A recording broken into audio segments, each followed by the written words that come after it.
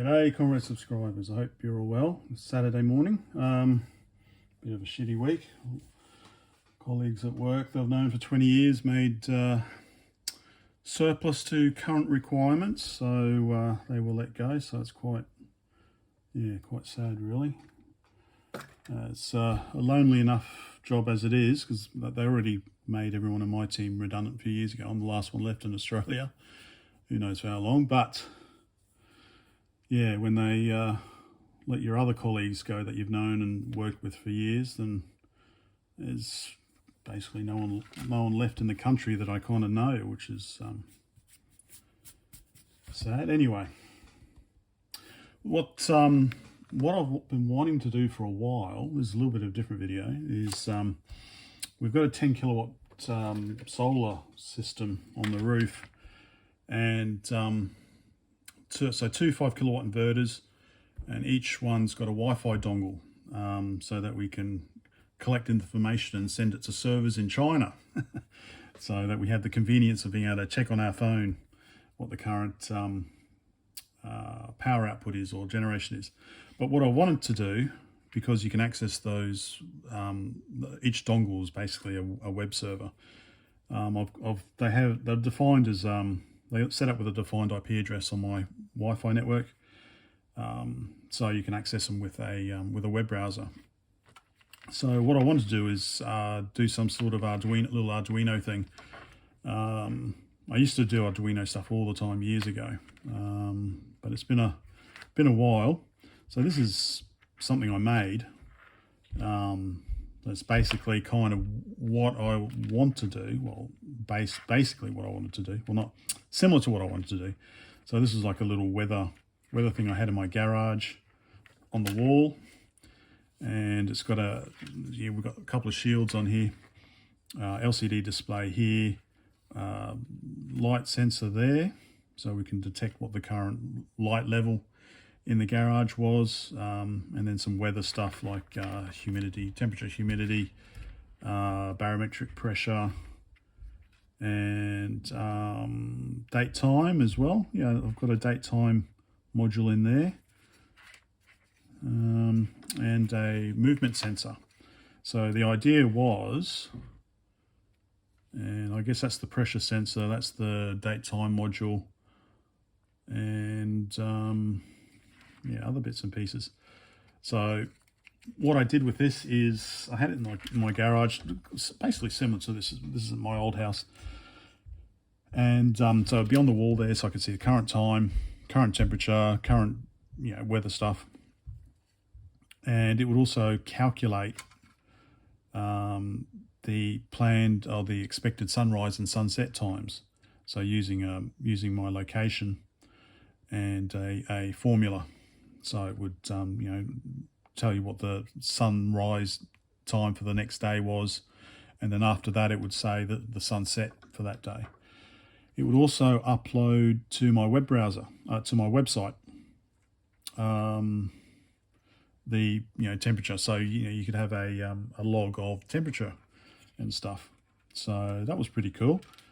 The sensor here was so that for the backlight, so I didn't want the backlight on all the time. I think I had the light sensor there so that if I had the light on, it would have the backlight on so you could see it. And also had this so that if the light wasn't on but it detected movement in the garage, it would then also light up the display so you could see it. So it worked pretty well.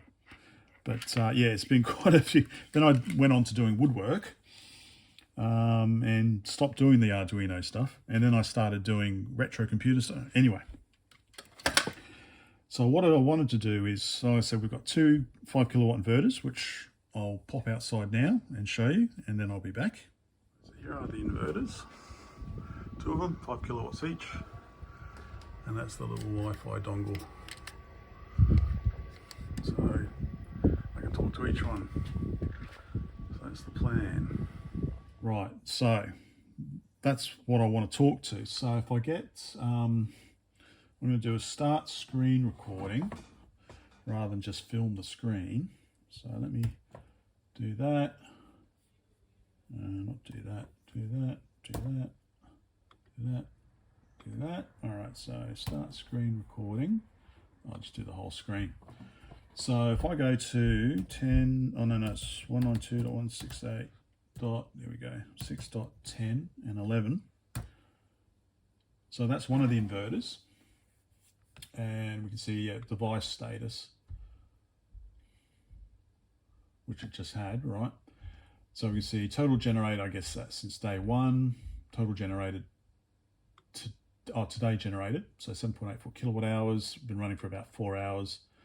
So basically it's powered by the inverter, so if there's no power from the solar panels, the dongle's not running.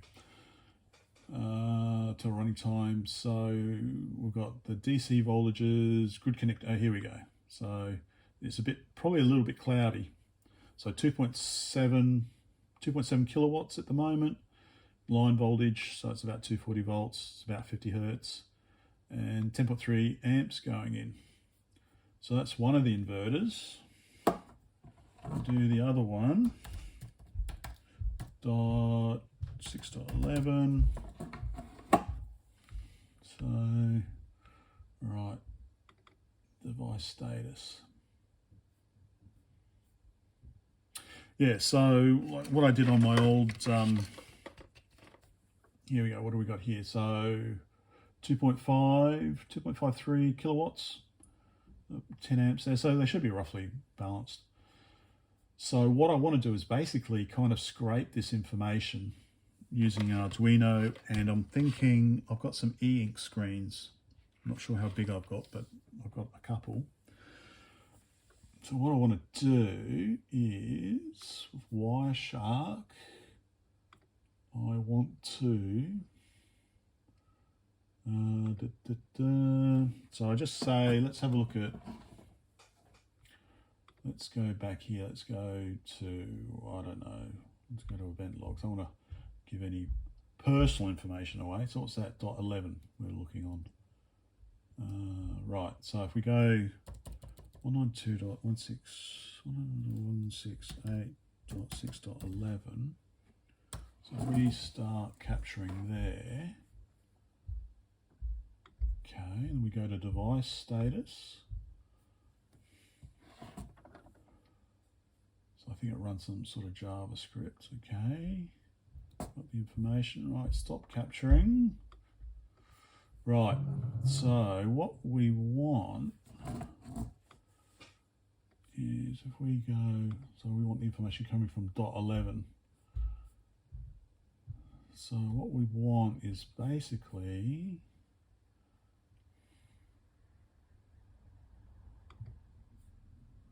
yeah, so what I'll obviously need to do is I need to figure out what, as a client, what I send. So I have to figure out from here, so is this what I post, send to trigger a PHP script on the web server? And then what I want is, because I don't care about all the, I don't care about all this formatting and things like that. I purely want the numbers. So I probably want one of these text plain. Here we go. So 106.14, 106.14.44. So okay, so .44. Okay, so this is the sort of information I want. 4828, 4827.9. Okay, so this would have been, this is just obviously ticked over. So this is the information I want. So yeah, so basically I just want to pass this sort of, my disk is almost full. Oh, my poor Mac Mini server. So basically I want to probably post that. Can I get is that a 200 OK? I get a 200 OK back from the server.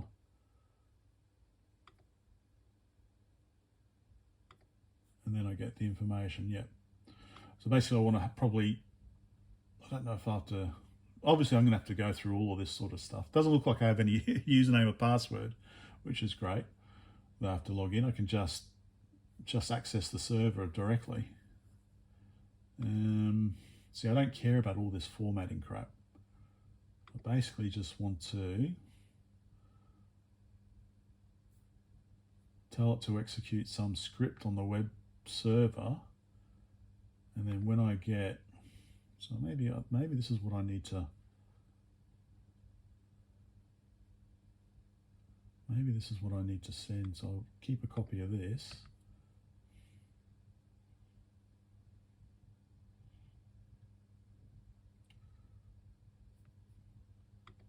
Form URL.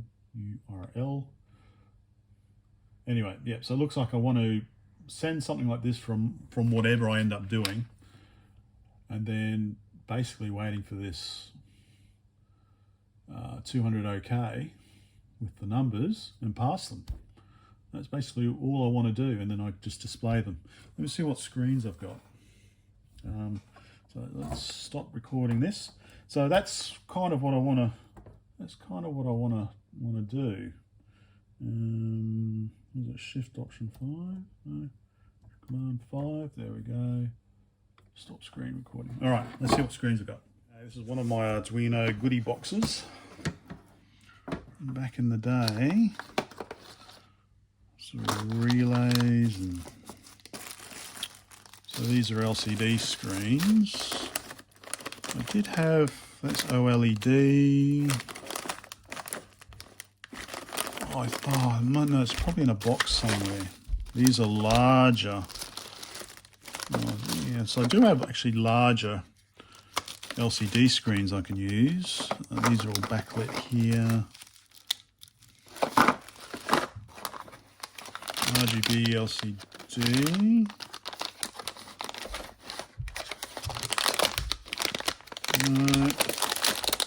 So I might not, I've got plenty of shields.